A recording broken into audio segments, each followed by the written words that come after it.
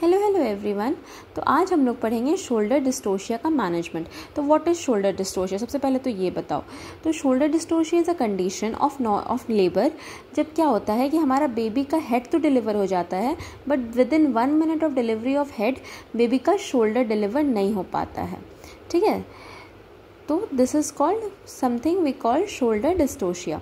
इसका ट्रीटमेंट को हम लोग याद रखेंगे निमोनिक से, दैट इज़ हेल्पर, HELPERR। तो H का मतलब क्या हुआ? कॉल फॉर हेल्प, मतलब कोई हमारे किसी पेशेंट के साथ ऐसा हो गया तो हम लोग हायर सीनियर्स को हमारे बुलाएंगे। ठीक है। E फॉर लिबरल एपिजियोटॉमी देंगे हम लोग। ठीक है। फिर आता है लेग मैनूवर। लेग मैनूवर में क्या करते हैं हम लोग? लेग मैनूवर में हम लोग मैक-रॉबर्ट्स मैनूवर करते हैं। ठीक है, तो मैक-रॉबर्ट्स मैनूवर में हम लोग क्या करते हैं, फीमेल का जो लेग्स है ना, लेग्स को हम लोग फ्लेक्स और एबडक्ट करते हैं।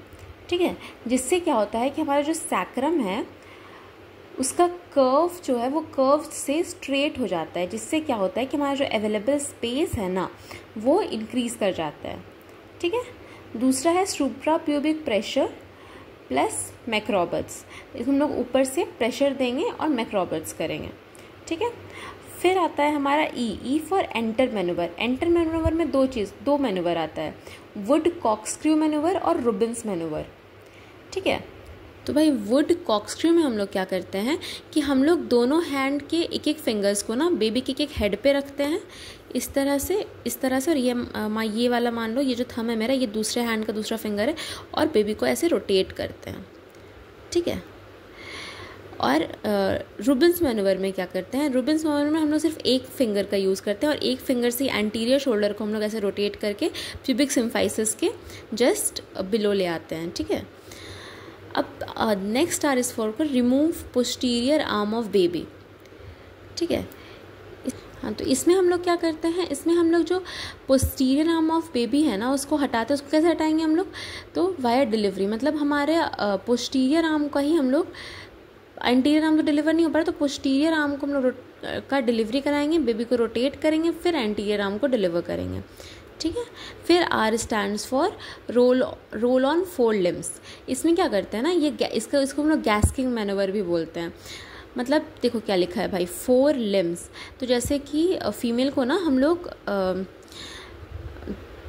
दोनों हाथ और दोनों पैर पे ऐसे जो एक पोजीशन होता है ना, ये पोजीशन पे, ठीक है, फीमेल इस पोजीशन पे, ये देखो एक रफ बनाया है मैंने, ठीक है, इस पोजीशन में होती है। और उसके बाद हम लोग बेबी डिलीवर करने का कोशिश करते हैं। ठीक है। फिर एक आता है हम लोग का जाना वैली मैनूवर। जाना वैली मैनूवर में हम लोग क्या करते हैं कि जो शोल्डर बाहर आया हुआ है उसको भी हम लोग अंदर पुश कर देंगे और फिर सिजेरियन सेक्शन में जाएंगे। ठीक है। ऐसे तो देखो शोल्डर डिस्टोशिया का मैनेजमेंट ना, ये सारे जो मैनूवर्स हैं इसको याद करना बहुत डिफ़िकल्ट हो जाता है, लेकिन अगर तुम ये निमोनिक एक बार याद कर लेते हो ना तो तुमको थोड़ा ईजी होगा इन मैनूवर्स को याद करना। और मैनूवर्स याद करने का सबसे बड़ा अच्छा तरीका होता है कि तुम इनका फिगर्स देखो। तो अगर तुम चाहते हो कि मैं एक फिगर्स का एक फ़ोटो डालूँ तो प्लीज़ कमेंट। ठीक है। बाकी if you like the video please hit the subscribe button. Thank you.